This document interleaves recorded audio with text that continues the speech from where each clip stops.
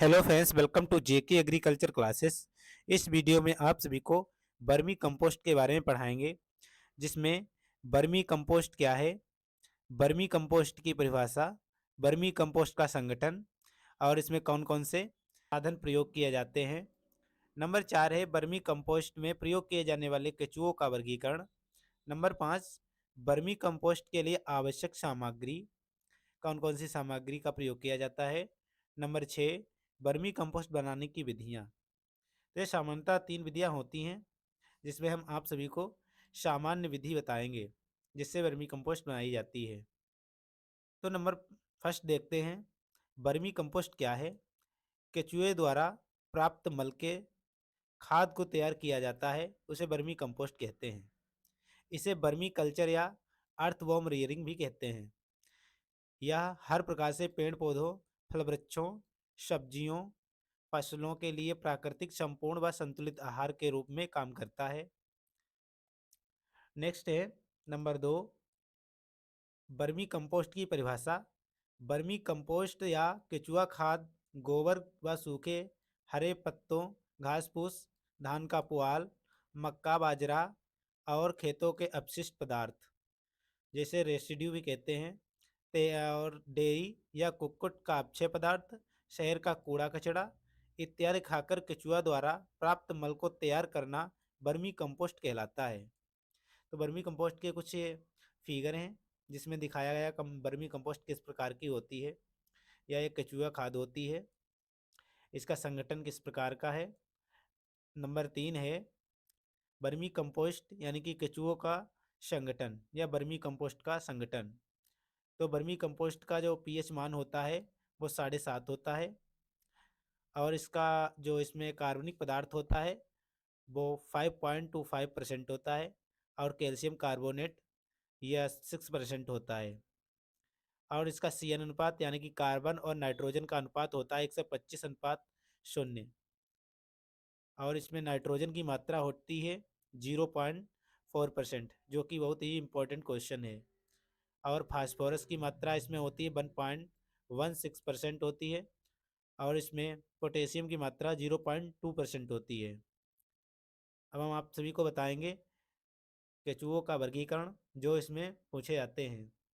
तो पोषण के आधार पर केचुआ 2 प्रकार के होते हैं। कार्बनिक पदार्थ खाने वाले केचुआ, जिन्हें फाइटोफेगस कहते हैं। इस वर्ग के केचुए सड़े गले कार्बनिक पदार्थ को खाते हैं। यह केचुआ 10% मृदा को ही खाते हैं, और बाकी 90% यह कार्बनिक पदार्थ को ही खाते हैं, जैसे कूड़ा कचरा इत्यादि। इस वर्ग के मुख्य के रूप से असीमिया, किटीडा और यूड्रिलस यूजेनी है। यह इसकी 2 प्रजातियां हैं जो इसमें प्रयोग की जाती हैं।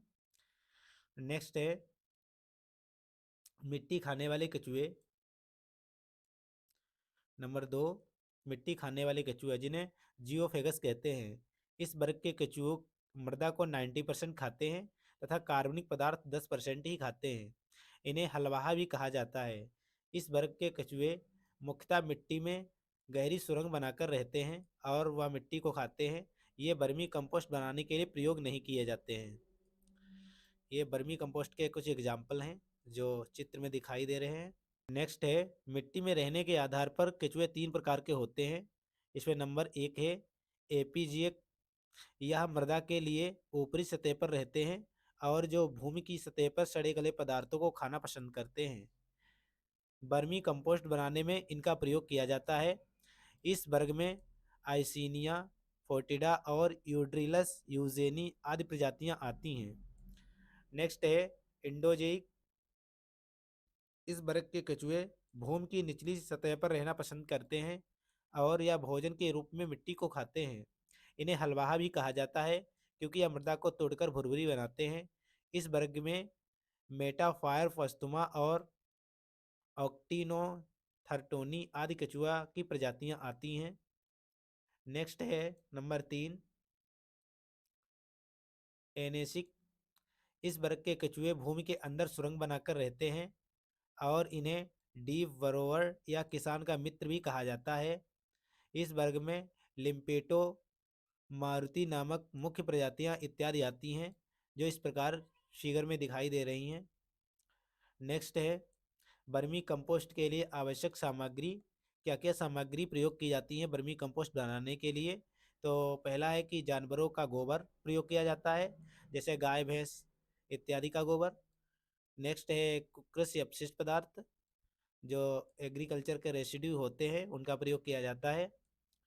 नेक्स्ट है पौधों का अपशिष्ट पदार्थ, जो पौधों को कूड़ा कचड़ा होता है घास फूस, उसका प्रयोग किया जाता है। नेक्स्ट है शहरी बायोगैस की स्लरी, जो शहरी में कूड़ा कचड़ा होता है उसका भी प्रयोग किया जाता है। नेक्स्ट है नंबर 6, वर्मी कंपोस्ट बनाने की विधियाँ। यह सामान्यतः दो प्रकार की होती हैं, जो इस प्रकार हैं। नंबर 1 है सामान्य विधि। कंपोस्ट बनाने के लिए इस विधि का क्षेत्रफल आवश्यकता अनुसार रखा जाता है।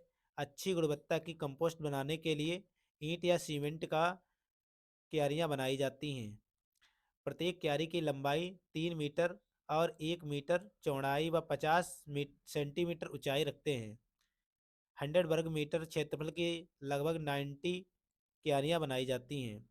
तीव्र प्रजनन के लिए अंधेरा करने के लिए ऊपर छप्पर घास फूस का बनाकर रख दिया जाता है, और क्यारियों को भरने के लिए पेड़ पौधे की पत्तियां, घास फूस, सब्जी, फल, गोबर इत्यादि का अपघटित कार्बनिक पदार्थ का चुनाव करते हैं।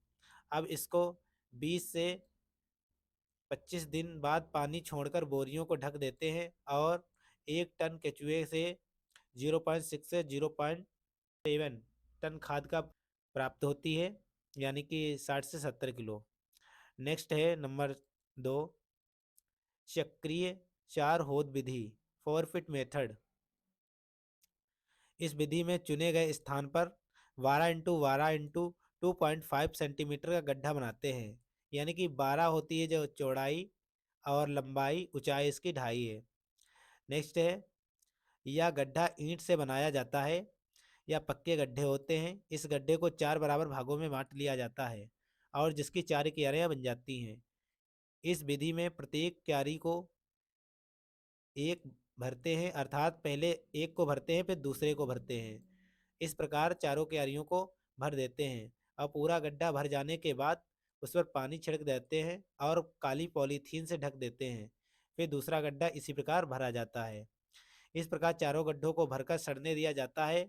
भरने के 1 से 2 दिन बाद 5 किलो, जिसमें लगभग 5,000 केचुए होते हैं, उन्हें छोड़ दिया जाता है उस गड्ढे में, और गड्ढे को सूखी घास व बोरियों से ढक देते हैं। इस विधि में प्रत्येक वर्ष 10 कुंटल खाद की प्राप्ति होती है। तो इस प्रकार आप थ्योरिकल पेपर में इसे लिख सकते हैं। और इसी प्रकार के वीडियो देखने के लिए मेरे चैनल को सब्सक्राइब करें और बेल आइकन को प्रेस करें, ताकि आने वाली वीडियो की नोटिफिकेशन आपको मिलती रहे। Thank you for watch this video.